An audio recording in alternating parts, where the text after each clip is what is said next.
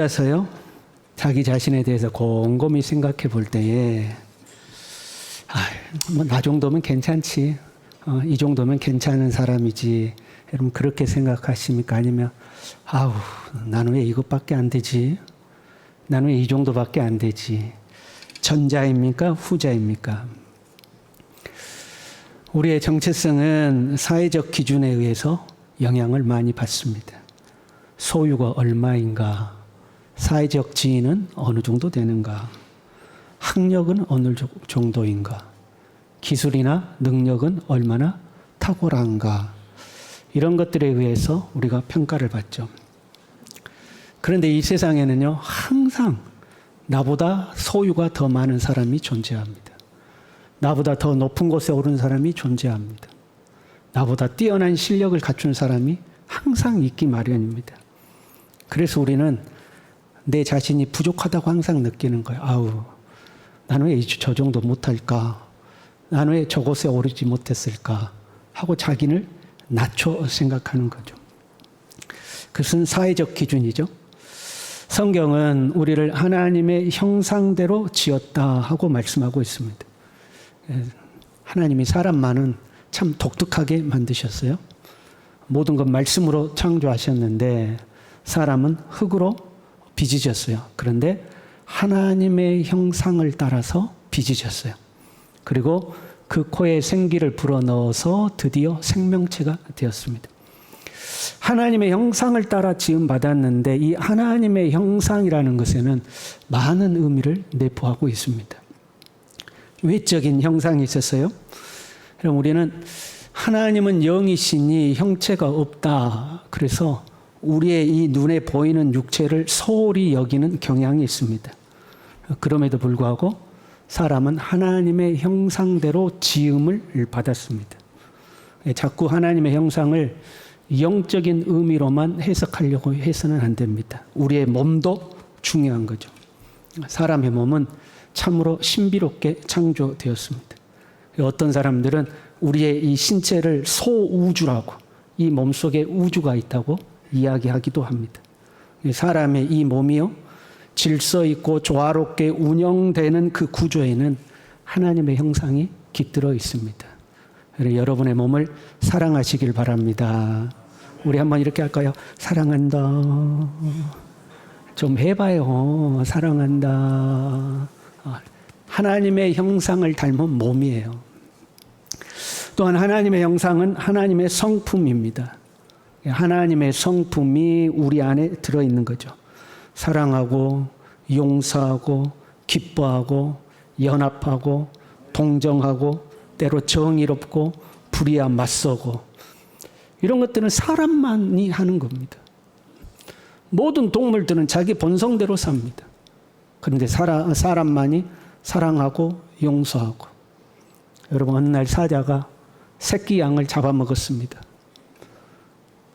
사자가 새끼 양을 잡아먹고 나서 그 어미 양을 볼 때에 내가 너한테 미안하다, 이런 마음 들어요, 안 들어요? 그런 마음 안 듭니다. 어미 양이 그 사자를 바라보고, 그래, 너도 얼마나 배가 고프면 그랬겠냐, 내가 너를 용서한다, 이런 마음 들어요, 안 들어요? 안 들어요. 사람에게만 있는 겁니다. 우리는 범죄함으로 죄의 본성이 생겼습니다. 그러나 예수님을 믿어 구원받고 하나님의 성품에 다시 참여하게 되었습니다. 베드로후서 1장 4절에는 신성한 성품에 참여하게 되었다, 그렇게 표현하고 있습니다. 우리 안에 하나님의 성품이 있는 거죠.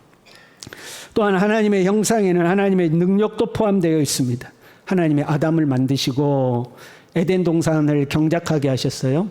그리고 아담이 어떻게 하는가 보려고 각종 생물을 아담 앞으로 끌고 왔습니다. 그랬더니 그 아담이 그 생명체들을 보는 순간 이름을 붙였습니다. 이름을 붙이는 것은 창조의 능력입니다. 그 생명체의 특성과 본질을 한눈에 꿰뚫어 보고 꼭 맞게 정의를 내려서 붙인 게 이름입니다. 사자는 사자다워서 사자라고 부른 거예요. 저도 애를 3명 키우고 있잖아요. 첫 애를 낳고 애 이름 짓는데 얼마나 고민을 했는지 몰라요. 여러분, 목사라고 하나님 이름을 뭐라고 지을까요? 그럼 하늘에서 개똥이라고 하라 뭐 이런 거 없어요. 주님 이 자녀를 어떤 자녀로 키웠으면 좋겠습니까 하면서 이름을 지으려고 하는데 몇 날 며칠을 고민을 하는 거예요. 몇 날 며칠을. 그래서 만들어진 이름이 해윤입니다.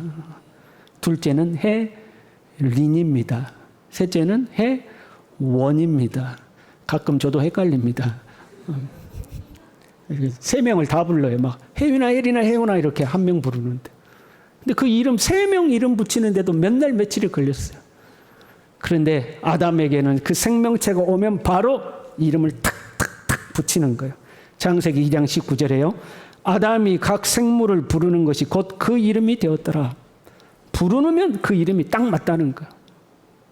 하나님의 창조의 능력이 이 사람 안에도 존재하고 있는 거죠.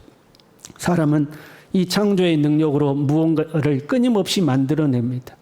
지식 위에 지식이 쌓이고 그 지식 위에 또 지식이 쌓죠.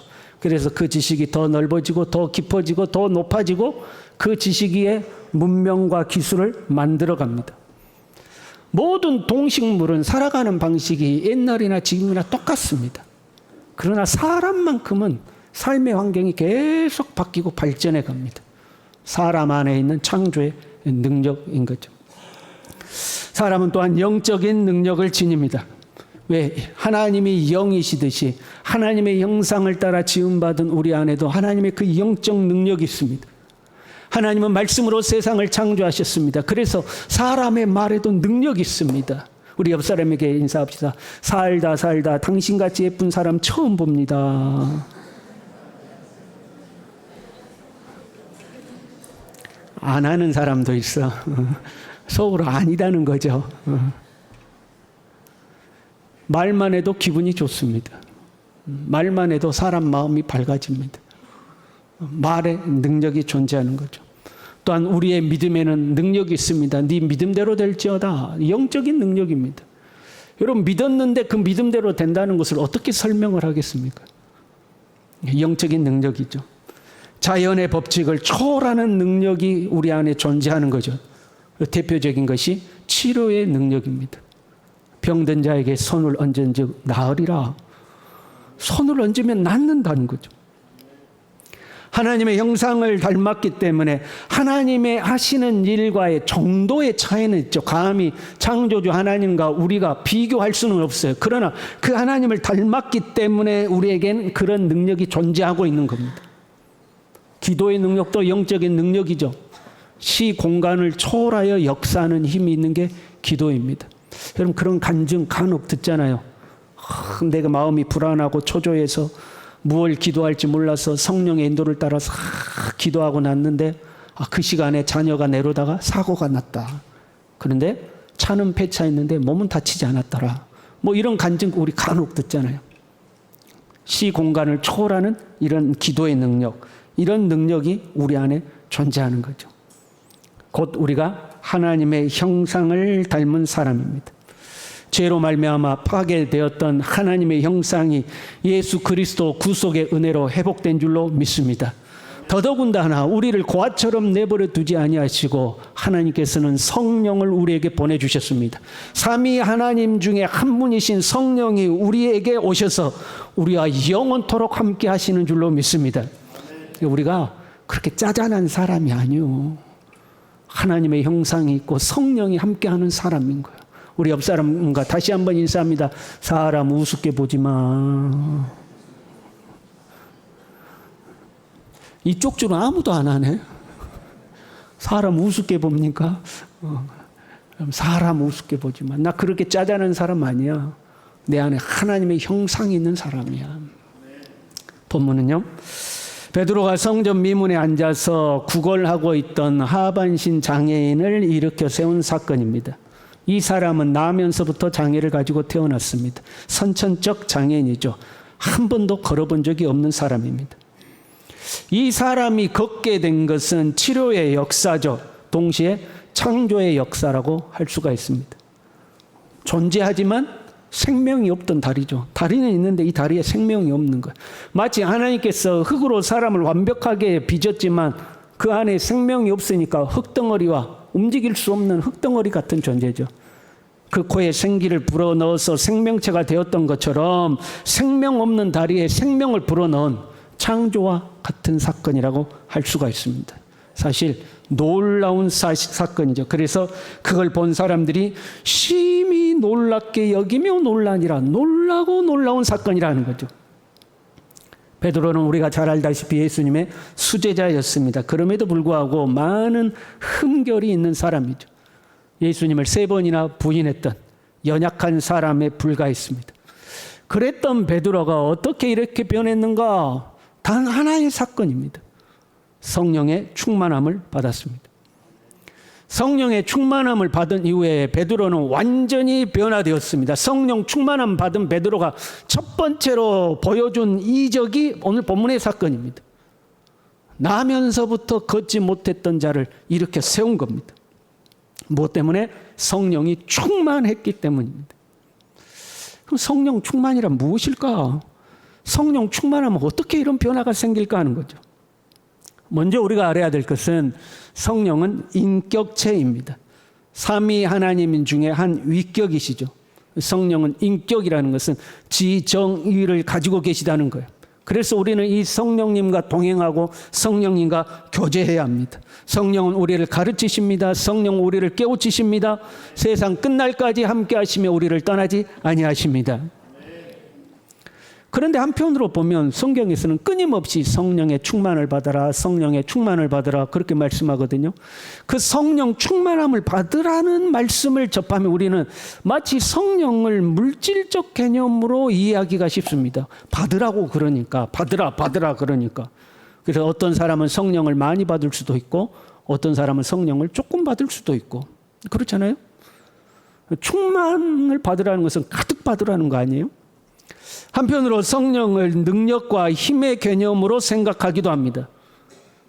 이론적으로 성령으로 하지 아니하고는 예수님을 그리스도, 주라 시인할 수 없다고 그랬어요. 예수님을 나의 마음에서부터 진심으로 나의 구주시라고 고백하는 사람 안에는 다 성령이 계십니다. 그런데 어떤 사람은 능력을 많이 받고 어떤 사람은 능력을 조금 받은 것 같죠.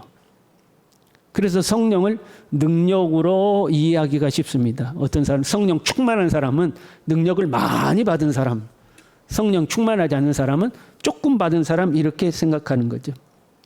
그러나 다시 한번요, 분명한 것은 성령은 인격체입니다.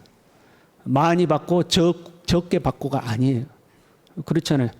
어떤 사람은 김동훈 목사를 많이 받고 어떤 사람은 김동훈 목사를 적게 받고 이거 아니잖아요. 인격체이십니다. 그러면 성령 충만이란 도대체 무엇이냐 하는 거죠. 여러분 연애 보셨습니까? 김기수 권사님 연애 결혼했죠. 아유, 지금도 신랑을 사랑하시죠? 네, 그런 것 봐. 여러분 남녀가 만나서 연애하면 막 사랑이 막 불타오를 때가 있잖아요. 팍 타올랐다가 지금은 탁 식어져가지고 네 온수가 집안 식구리라 해가지고 이제 싸우는 거 아니에요. 근데 그 가장 뜨거웠던 때 어떻게 해요? 눈을 감아도 당신 생각, 앉아도 당신 생각, 앉으나 서나 당신 생각, 오직 그대 생각이 가득한 거야. 그때가 충만한 상태죠. 상대가 내 안에 충만한 거죠. 그 사람밖에 생각이 안 나는 거야. 맛있는 걸 봐도 그 사람 생각, 좋은 데를 가도 그 사람 생각, 무슨 일만 있어도 그 사람 생각. 그게 충만한 거죠. 그럼 우리가 성령으로 충만하면요, 오직 주님의 생각에 사로잡히는 거예요. 앉아도 주님 생각, 일어서도 주님 생각, 뭘 하든지 주님 생각, 그냥 내 안에 주님 생각이 가득한 거예요. 그래서 이 성령 충만을 에베소서 5장 18절에는 술 취하는 것에 비유를 했습니다. 술 취하지 마라. 이는 방탕한 것이니 오직 성령으로 충만함을 받으라. 술 취한 것이 성령 충만과 비슷해 보인다 하는 거죠. 술 기운에 사로잡혀 가지고 내 생각과 내 감정이 아니라 그냥 술 기운에 완전히 붙잡혀 있는 상황, 그게 술에 충만한 거죠. 우리는 성령께 그렇게 붙잡혀야 되는 거죠. 성령은 우리의 마음과 생각을 부드럽게 하신다고 그랬어요. 우리의 마음과 생각을 부드럽게 하시고 우리의 마음과 생각 속에 주님의 마음과 생각을 불어넣으시는 거죠. 이 주님의 마음과 생각에 마치 술 취한 사람이 술에 사로잡힌 것처럼 주님의 마음과 생각에 우리가 완벽하게 사로잡혀 있는 그 상태, 그것을 성령으로 충만하다, 그렇게 말씀하시는 거죠.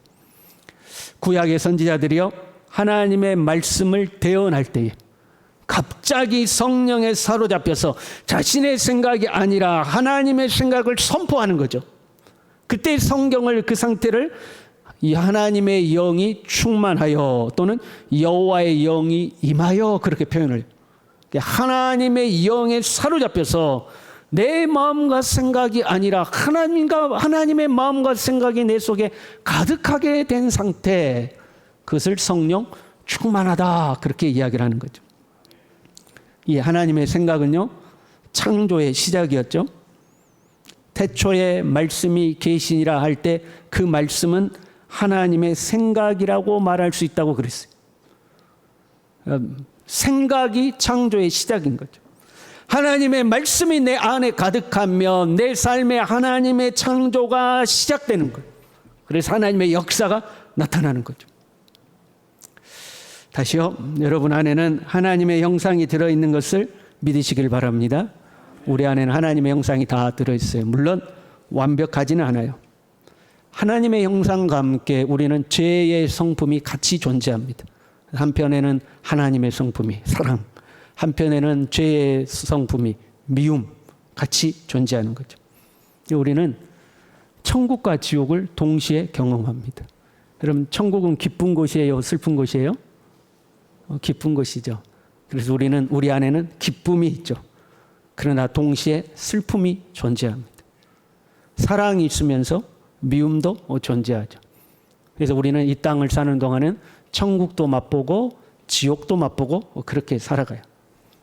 그런데 성령이 충만하면요, 내 안에 하나님의 형상이 확장되기 시작합니다.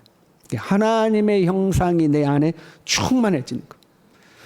내 안에 작았던 사랑이 점점 커져서 가득해집니다. 그래서 우리가 은혜 받고 나면 온 세상에 사랑이 가득한 것처럼 보여. 내 힘으로는 도저히 용서할 수 없는 사람을 용서하게 됩니다. 사람이 아무리 슬프고 힘들고 괴롭다 할지라도요, 그 속에 반딧불만큼이나 작은 기쁨이 존재합니다. 아무리 슬픈 사람도 기쁨은 존재해요. 그 슬픔이 너무 커서 그 기쁨이 보이지 않을 뿐이죠. 그런데 성령이 충만하면 그 기쁨이 점점 확장되는 거죠. 그게 하나님의 성품이니까 그게 확장됩니다. 그 기쁨이 충만해집니다. 외적인 환경이 변한 게 아닙니다. 내 속에 작았던 기쁨이 커져가는 거예요. 그래서 항상 기뻐할 수 있게 됩니다. 사람이요, 너무 큰 절망을 접하게 되면요, 모든 것이 막막해집니다. 내 속에 희망이라고는 보이지 않습니다. 모든 것이 캄캄해 보입니다. 그럼에도 불구하고 성령이 충만하면 그 땅 속에 숨겨져 있던 겨자씨만한 했던 그 희망이 싹이 트고 자라나서 큰 나무가 됩니다. 그래서 성령 충만하면 소망이 가득해지는 겁니다. 할 수 없을 것 같았는데 할 수 있다는 믿음이 생기고, 하면 된다는 자신감이 생기고, 하나님이 나와 함께 하신다는 용기가 생겨납니다. 성령 충만하면 내 안에 하나님의 형상이 충만해지는 겁니다. 이 하나님의 형상에는 치료의 능력이 있다고 했어요. 믿음의 역사가 나타나는 거죠. 이 치료의 능력도 성령이 충만하면 확장되어 충만해지는 겁니다. 모든 사람에게는 자기 자신을 스스로 치료하는 자가 치료 능력이 있죠. 그렇잖아요? 자기 치유 능력이 있습니다. 자가 면역력이 있고요. 그래서 우리에게 상처가 나면 그냥 깊지 않는 상처는 내버려 두면 알아서 자기가 치료를 하는 거죠. 바이러스가 내 몸에 들어와도 내 몸이 그 바이러스를 자동으로 퇴치를 하죠. 세포를 재생시키고 회복시키는 능력이 우리 안에 있죠. 여러분, 우리 안에요, 암세포가 생겼다 없어졌다 그래요. 모든 사람 안에는 암세포가 다 있습니다. 그런데 우리의 몸이 그것들을 치료하고 회복시키고 이겨내는 거죠. 일종의 생명력이 우리 안에 있는 거예요. 치료 능력, 생명력이 우리 안에는 있는 거죠. 만물에게 생명을 주시고 그 만물을 소생시키시고 만물을 유지하시는 하나님의 속성, 생명이라는 속성이 우리 안에 존재하는 거죠. 근데 성령이 충만하면 이 생명력이 확대되는 겁니다. 평상시에는 작은 상처나 치료하던 능력이 내 온몸을 치료하고 회복하는 능력이 되어 순식간에 우리의 몸을 치료해 버리는 거죠. 그때 우리가 치유의 역사가 나타났다고 이제 고백하는 거죠. 본문으로 돌아왔어요. 베드로는 성령의 생각에 사로잡혔어요. 그러지 않고는 이런 담대한 명령을 내릴 수가 없어요. 여러분, 누가 나면서부터 걷지 못한 자를 보고 예수 이름으로 명하노니 일어나라고 그 손을 일으킬 자가 누가 있겠습니까? 그런 용기 있는 자가 누가 있겠습니까? 그런 상상할 수 있는 자가 누가 있겠습니까? 아이고 짜내라 그러고 도움 조금 주는 것뿐이겠죠. 그런데 베드로는 성령 충만한 상태였습니다. 자기의 생각이 아니라 하나님의 생각에 사로잡혀 있었습니다. 그러니 그 사람을 향하여 담대히 명령한 거죠. 일어나라 명령하고. 베드로가 명령할 때에 그 장애인 안에 있던 생명력이 죽은 것과 같았던 다리에 생명을 순식간에 불어넣어서 그 다리가 회복되고 일어나게 되는 거죠. 그게 성령 충만한 역사입니다. 이뿐만이 아니에요. 성령은 어떤 사람은 성령으로 지혜를 충만하게 하고 어떤 사람은 성령으로 능력을 충만하게 하고 재능을 충만하게 하기도 합니다. 출애굽기 31장 3절에 보면요, 하나님의 성막을 지을 때 부살렐이라는 사람에게 하나님의 영을 그에게 충만하게 하여 지혜와 총명과 지식과 여러 가지 재주로 여러 가지 일을 하도록 하였다고 기록하고 있습니다.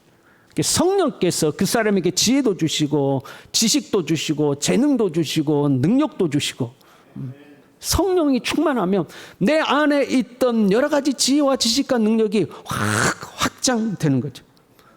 성령이 충만하면 우리 안에 무한한 가능성이 확장되는 겁니다. 여러분은 어떤 사람이라고 생각하십니까? 여러분의 스스로를 누구라고 생각하십니까? 아우, 나는 왜 이것밖에 안 될까? 혹시 자괴감과 열등감 속에 살아가고 있지는 않습니까? 삶에 크고 작은 문제가 생겼다고 해서 좌절하고 있지는 않습니까? 절망하고 슬퍼하고 있지는 않습니까? 내 인생은 이제 끝이야. 뭐 젊은 사람들 말은 그렇더라고. 이번 생에는 뭐 망했다 뭐 그러던가. 다음 생에나 잘해보자 뭐 그런 것 같아요. 혹시 여러분 그렇게 생각하고 있지는 않습니까? 우리는 그런 사람이 아닙니다. 저와 여러분은 하나님의 형상대로 지음받은 사람인 줄로 믿습니다.